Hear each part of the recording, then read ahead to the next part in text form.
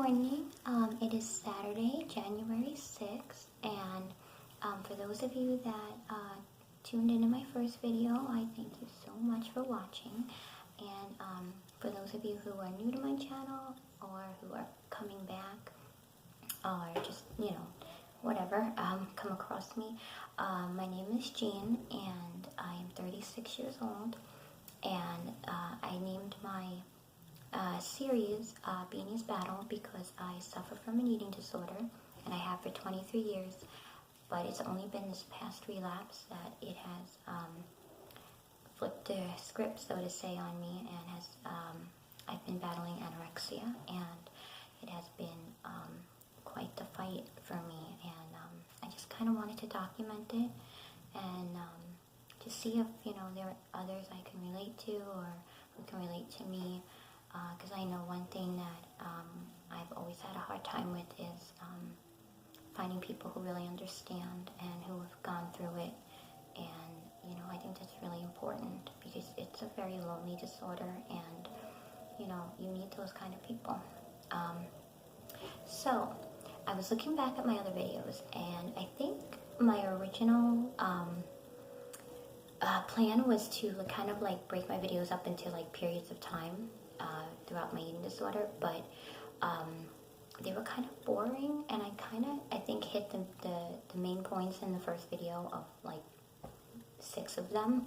So I'm not going to upload them. I decided I'm going to just start over and pick up where we left off in my last video, and really kind of focus on the here and now, because this is where my struggle is right now. So I know in my last video, I had started off by saying that I had just gotten out of the hospital, and it was the second time I had been in, and it was just a regular hospital, not a treatment center or anything. And I went in because,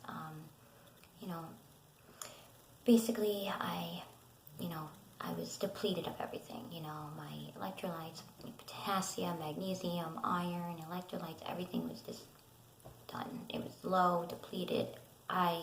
My body was it was exhausted in every way it can be. I was having really bad heart palpitations. I was lightheaded. I hadn't peed in 2 days. I was really getting worried about that, and I decided I needed to go and get checked. And my doctor had already given me a medical leave for the second time for another month, but I had worked the first week of that leave. I didn't hand the note in. I just didn't have the heart to, and I wanted to push through it.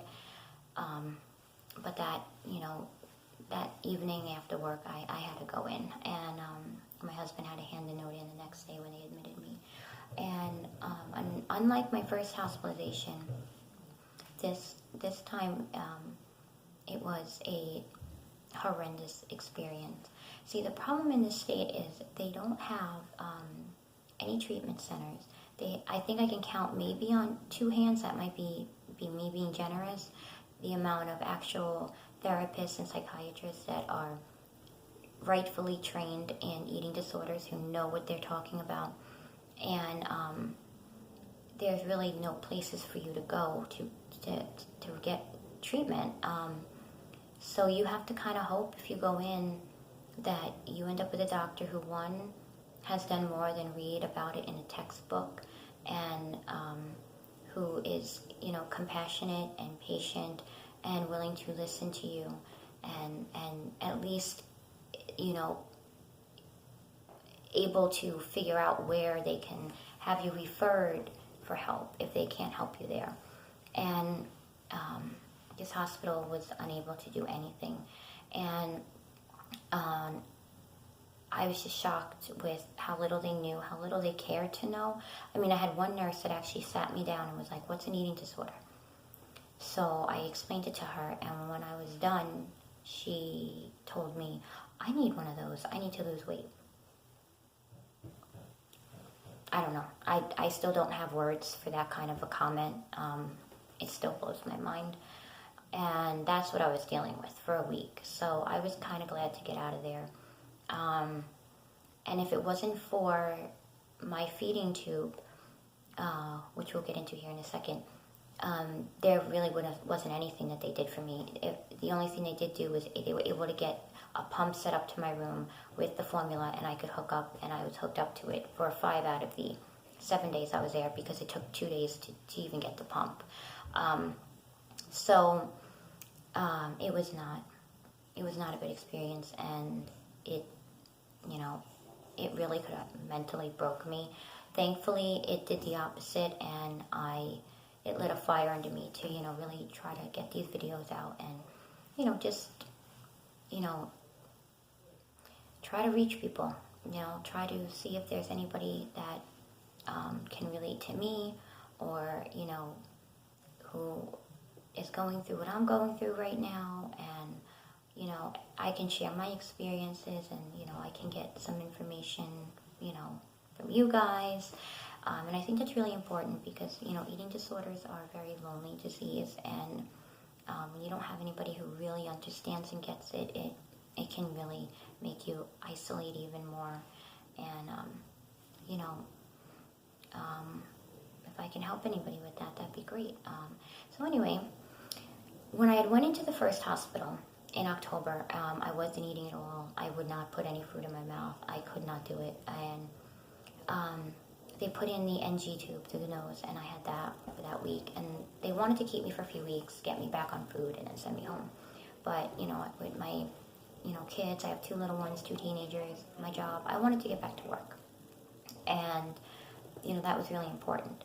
So my doctor had brought up a peg tube, and I had no idea what that was. And in case you guys don't know what that was, I'll show you. So basically, and I don't want to flash you because I'm good at that, but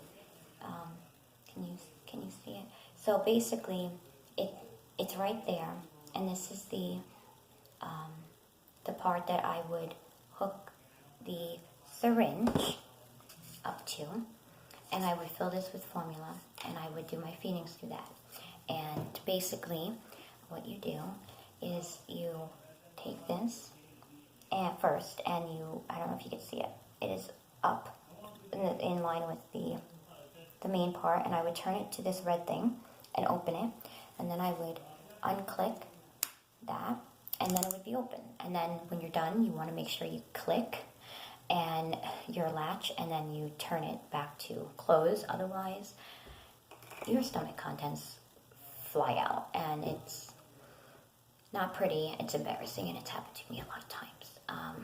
But anyway, I agreed to have this put in, and it was a very painful procedure when I woke up, and I was asleep when they did it. And I had 4 C-sections, my gallbladder out, but this hurt. And I do recommend, though, if you need it, get it, because this saved my life. If I did not have this last hospitalization, there would have been nothing they could have done for me, and I could not have gone another week, according to my labs, the way I was. So if you need it, you can get it. And it's not permanent. It will come out. It can come out once you're ready. It's a little bit of a pain because you cannot take a bath. You cannot go in the pool. There is no submersion of water allowed. You have to take very good care of it, keep it dry, keep it clean, keep it protected. Mine has gotten infected twice. Both times it was from internal trauma from my little one yanking on it, because if I don't have it taped up or he sees it, he's 18 months, he yanks, and it hurts because it is attached to your stomach. I have gotten it caught. I can't tell you how many times. I have a baby gate. I have it, like, I don't have it taped up when I'm doing my feedings with the pump next to the bed, because it was decided with about 3 weeks after I got out of the hospital that I was not capable of doing the feedings, because my plan was basically there are 4 same 8-ounce kind of containers of like an Ensure, only they don't have as much sugar because they don't have any flavor.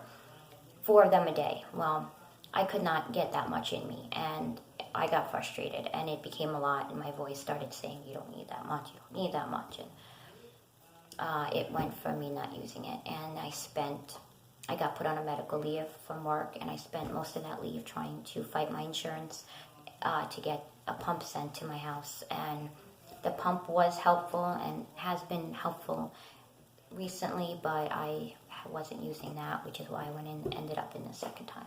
But anyway, when I'm hooked up, and I am going to post the video I did of me using the pump that I'd already shot, because that one I think is at least educational at some point, not too boring. But yeah, I've gotten it caught. It's just, it's a lot. It's a lot of maintenance, and it's something you have to do, because if not, you can get an infection, and it is bad, because your organ is right there. But you don't feel it after a while, and if anything, it's just an inconvenience. I get mad at it all the time, especially when I yank on it.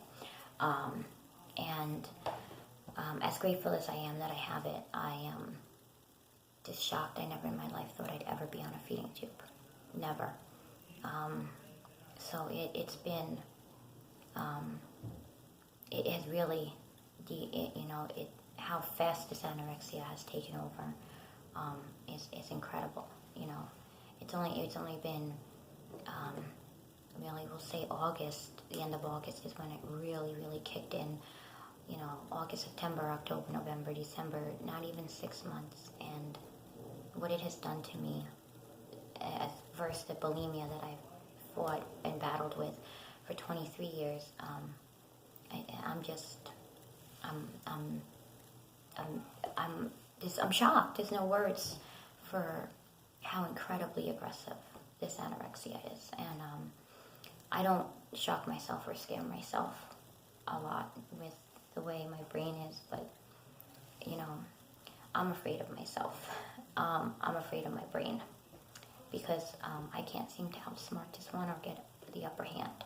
But anyway, I don't want to get upset, but I did want to just show you that I am currently on a feeding tube, and my next video I will be showing you how it works with the pump.